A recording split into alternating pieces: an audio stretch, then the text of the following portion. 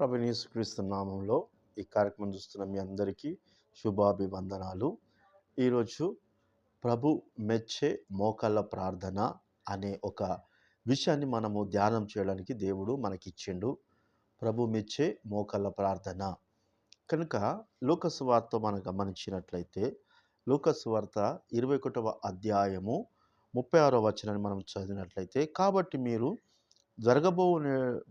వేటినెల్లా తప్పించుకొని మనుష్య కుమారుని ఎదురు నిలబడుటకు శక్తిగల వారమట్లు ఎల్లప్పుడూ ప్రార్థన చేయుచు మెలకువ ఉండని చెప్పాను.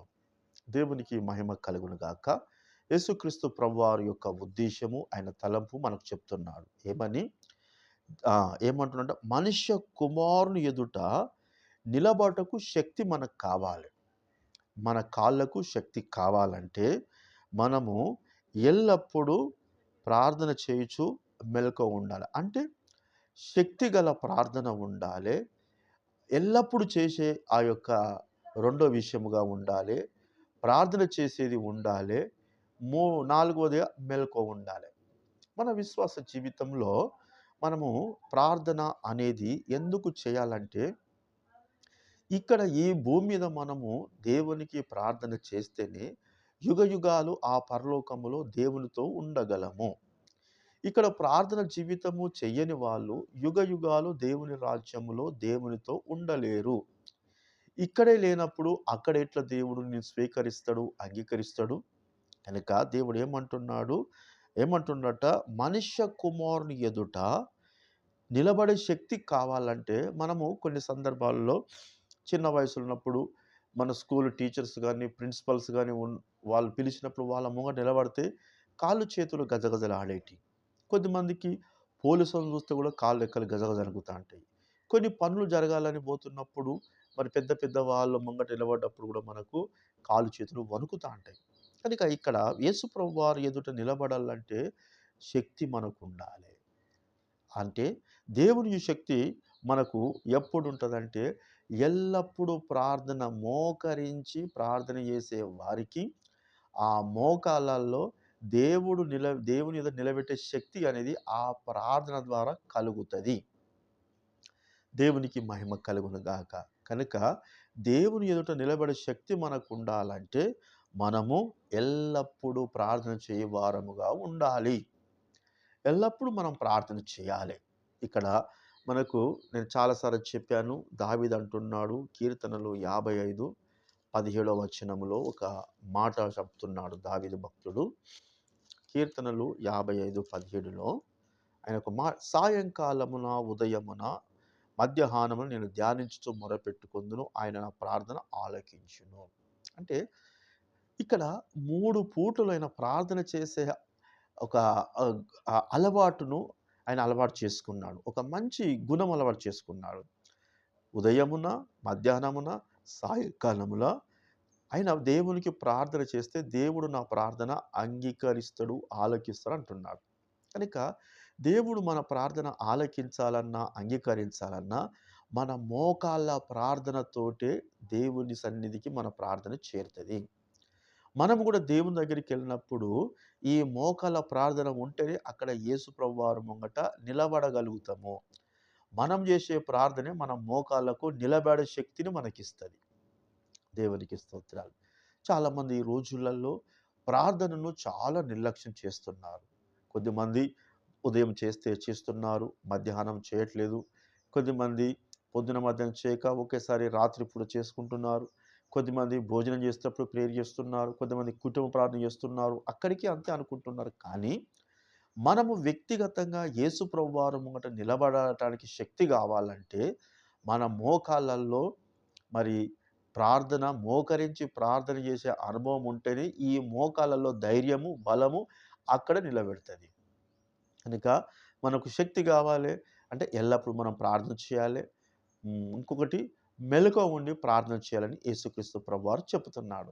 ఇక్కడ ఒక తల్లి వాళ్ళ కుమారుల విషయంలో ఏం మాట్లాడుతుందంటే, మత్తయి సువార్త 20వ అధ్యాయము 21వ వచనములో, మత్తయి సువార్త 20వ అధ్యాయము 21వ వచనంలో ఒక తల్లి మాట్లాడుతున్నది. ఏమని మాట్లాడుతున్నదంటే, నీ రాజ్యమందు ఈ నా ఇద్దరు కుమారులు ఒకడు నీ కుడివైపునను ఒకడు నీ ఎడమవైపున కూర్చుండ సెలవిమ్మని ఆయనను అనెను. అప్పుడు చూడండి, యేసుక్రీస్తు ప్రభువారి దగ్గర ఏమంటున్నదట ఒక తల్లి, నీ రాజ్యమందు నీ రాజ్యమందు ఒకడు నీ కుడివైపున ఒకడు ఎడమవైపున కూర్చోడానికి నాకు సెలవేమో అంటున్నది. అంటే దేవుని దగ్గర కూర్చోవాలి పిల్లలు అనే ఒక మంచి ఆమెకు ఆలోచన ఉన్నది. ఓకే. కానీ ఇక్కడ యేసు ప్రభువారు ఆమె చక్కటి ఆలోచన, ఆమె సహాయం అడుగుతుంది చేద్దాము అన్నాడా?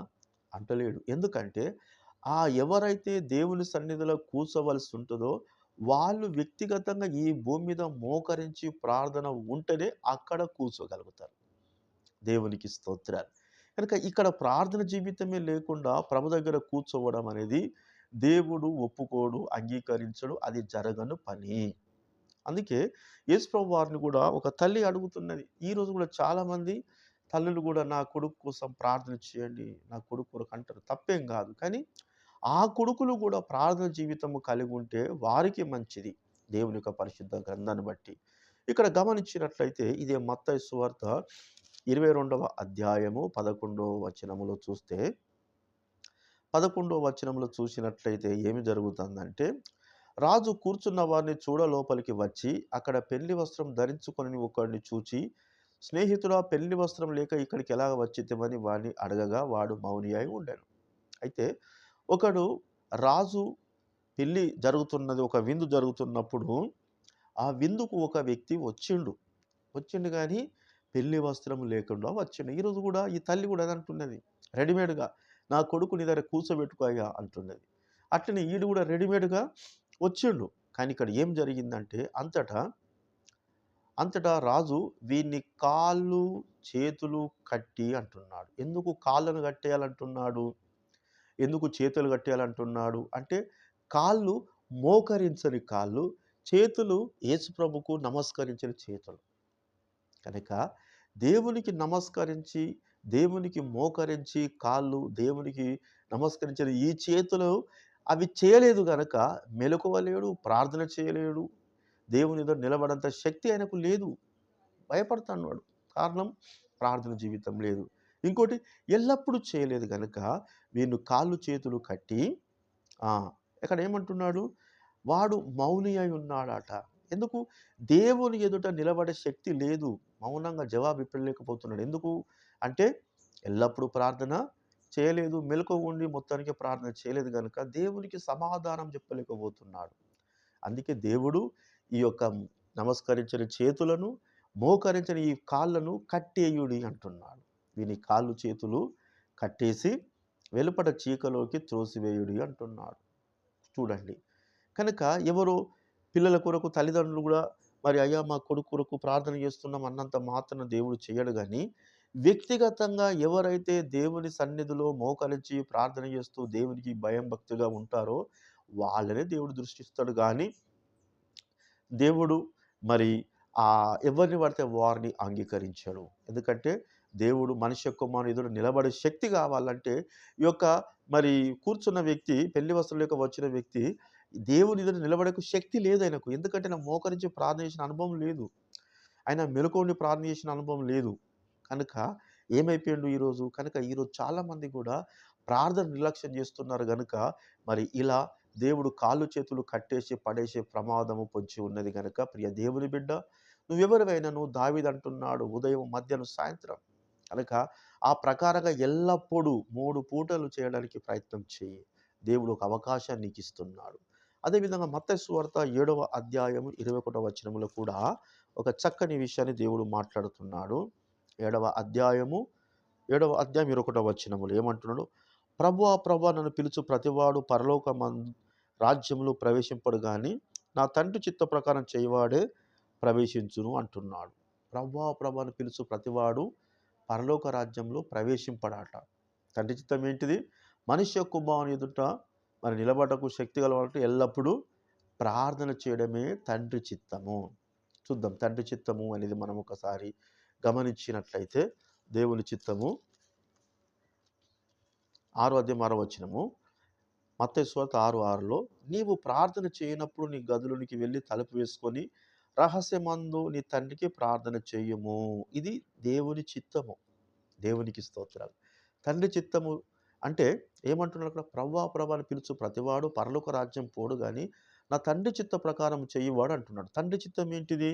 ఒక గది మనం ఏర్పాటు చేసుకొని, ఆ గదిలోనికి వెళ్ళి తలుపులు వేసుకొని, దేవునికి మనం ప్రార్థన చేయడము, నీ తండ్రికి ప్రార్థన చేయము. అప్పుడు రహస్యమందు చూచి నీ తండ్రి నీకు ప్రతిఫలం ఇస్తాడు అంటున్నాడు. అంటే దేవుడు ఏమంటున్నాడు?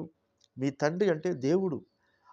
ఆ తండ్రికి మీరు ప్రార్థన చేస్తే ఆయన నీకు ప్రతిఫలం ఇస్తాడు అంటున్నాడు. అంటే ఇక్కడ ఏం జరుగుతున్నది? నీకంటూ ఒక ప్రార్థన గది, నువ్వంటూ ఒక ప్రార్థన సమయాన్ని కేటాయించుకోవాలి. ఆ ప్రార్థన చేయడమే, ఒక గదిని ఏర్పాటు చేసుకొని ప్రార్థన చేయడమే, 3 పూట్ల ప్రార్థన చేయడమే తండ్రి చిత్తం. అయితే ఇక్కడ చాలామంది ఉన్నారు గానీ, ఒక దేవుని చిత్తమును 3 సార్లు ప్రార్థన చేసిన వాళ్ళు కాదు గానీ, రెడీమేడ్‌గా పరలోకానికొచ్చి ప్రభువా ప్రభువా అని పిలుస్తున్నారు. అంటే ప్రభువా ప్రభువా అని పిలిచిన ప్రతి ఒక్కరు పరలోక రాజ్యానికి చేరరు గానీ, ఆయన చిత్త ప్రకారం చేయవారు. ఆయన చిత్తం ఏంటిది? ఒక గది చూసుకోవాలి మనమే మన ఇంట్లోనే ఒక గదిని మనం అరేంజ్ చేసుకొని, ఆ గదిలోకి వెళ్ళి మనము ఎప్పుడైతే దేవునికి ప్రార్థన చేస్తామో, వారే దేవుని చిత్తము జరిగించిన వారు అని దాని అర్థం. అప్పుడు వారేమైపోతారు? శక్తివంతులవుతారు, బలవంతులవుతారు, దేవుని ఎదుట నిలబడగలుగుతారు. అప్పుడు దేవుడు వారిని ఆహ్వానిస్తా అంటాడు. నా తండ్రి చేత ఆశీర్వదించబడిన వారలారా రండి అంటాడు. ఎందుకంటే వీళ్ళు దేవునికి ప్రార్థన చేస్తున్నారు గనక. అదే విధముగా మత్తయి సువార్త 25వ అధ్యాయము 41వ వచనాన్ని కూడా మనం గమనించినట్లయితే 25వ అధ్యాయము 41వ వచనములో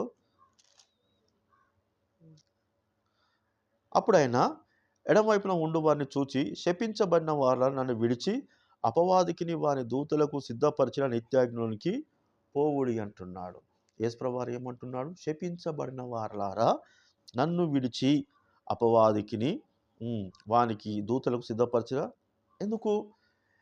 ఎందుకు అంటే ప్రభుతోటి వీళ్ళు సహవాసము చెయ్యలేదు. ఇక్కడ దేవుని యొక్క పరిశుద్ధ గ్రంథములో 1 కొరింథీ రాసిన పత్రిక 6వ అధ్యాయము 17వ వచనం మనం గమనించుదాము.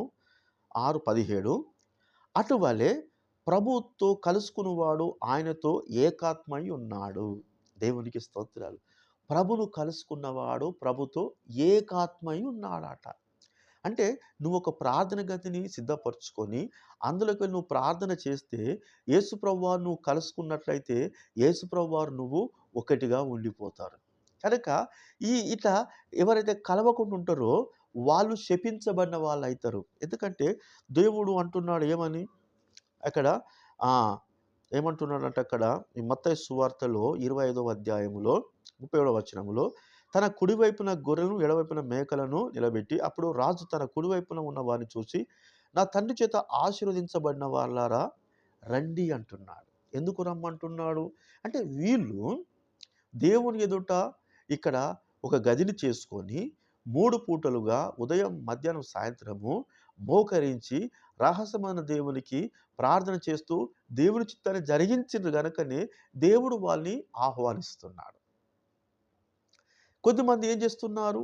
దేవుని నమ్ముకున్నారు, విశ్వాసులుగా ఉంటున్నారు, చర్చికి వెళ్తున్నారు, సంఘంలో మంచి కార్యక్రమాలు, ఆ సంఘానికి సంబంధించిన ఆర్థికంగా సహాయం చేస్తారు. కానీ వ్యక్తిగత ప్రార్థన లేదు. వ్యక్తిగత ప్రార్థన లేదు. అవసరమైతే వాళ్ళ ద్వారా కార్యాలు కూడా జరిగి ఉన్నాయి. అందుకే దేవుడు అంటాడు కదా, ఏమని మేము మీ నామములో అది చేయలేదా, ఇది చేయాలంటారు. కనుక ఒకవేళ దేవుని నామంలో చేశారు కానీ వాళ్ళ సొంతంగా చేశారు కాదు. కనుక దేవుడు ఏమంటుండంటే ప్రభువును మనము పొద్దున కలుసుకున్నట్లయితే ఏకాత్మైతం, మధ్యాహ్నం కలుసుకుంటే ఏకాత్మైతం, సాయంత్రం కలుసుకుంటే ఏకాత్మైతం. కనుక 3 పూట్ల ప్రార్థన జీవితం ఉన్నట్లయితే మనం ఎప్పుడైతే మోకరించి ప్రార్థన చేస్తామో ఆ మోకరించే ప్రార్థన చోట మనకు దేవుని ఎదుట పరలోకన నిలబడే ఈ మోకరించే ప్రార్థన శక్తిని మనకు ఇస్తుంది. కనుక మనం ఒక వ్యక్తిని చూసినట్లయితే ఆయన పెళ్లి వస్త్రం లేక ఎలా వచ్చినామంటే ఏమైపోయినట మౌనంగా ఉన్నాడు. ఎందుకంటే ఆయన మోకరించి ప్రార్థన చెయ్యలేదు, ఒక గదిని సిద్ధపరచుకోలేదు, రహస్యమైన చూసి దేవునికి ఆయన ప్రార్థన చేయలేదు. ఉన్నావా అంటే ఉన్నా, దేవుణ్ణి నమ్ముకున్నాం అన్నట్టే ఉన్నాడు. కనుక మన విశ్వాస జీవితంలో మరి దేవుడు మాట్లాడుతున్న విషయం ఏమిటంటే, మరి దేవుని యొక్క వాక్యాన్ని మనం సెలవిచ్చినట్లయితే, నన్ను విడిచి అపవాదికిని వానికి సిద్ధపరిచిన నిత్యాగ్ని పోవుడు అంటున్నాడు. మనం ఇంత బతికి దేవుని తెలుసుకొని ఇన్నేళ్ళైతుంది. రొట్టె ద్రాక్షరసం తీసుకొని సంఘంలో ఎంతో యాక్టివ్‌గా పనిచేసి కూడా మళ్ళా అపవాదికి వానికి సిద్ధపరిచిన దానికి పోతే అందులో ప్రయోజనం ఏమీ లేదు. కనుక ప్రియ దేవుని బిడ్డ, నువ్వు ఈరోజు ప్రార్థనను నిర్లక్ష్యం చేస్తున్నట్లు నీకు అనిపించినట్లయితే, నిజంగా 3 పూట్ల ప్రార్థన నీలో లేదని నీకు అనిపించినట్లయితే, దేవుని చిత్తం ఏమంటున్నాడు?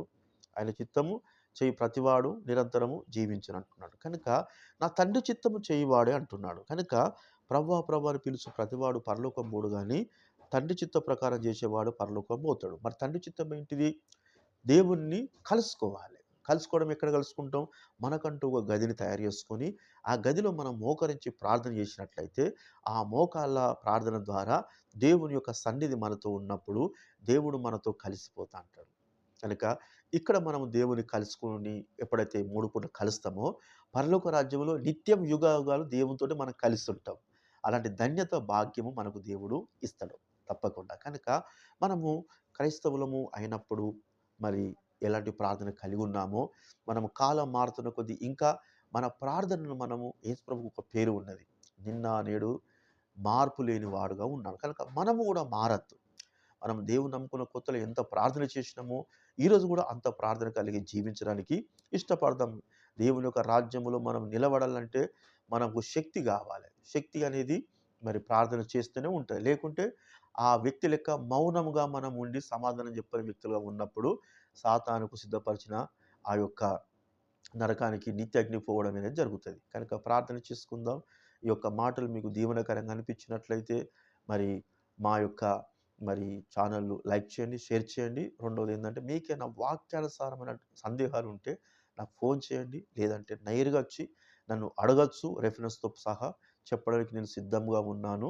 కనుక మనము దేవుడు ఎదుట మనము నిలబడే ప్రార్థన జీవితం కలిగి ఉందాం. ఈ కొద్ది మాటలు ప్రభు దీవించును గాక. Amen. Thank you to all. Praise the lord.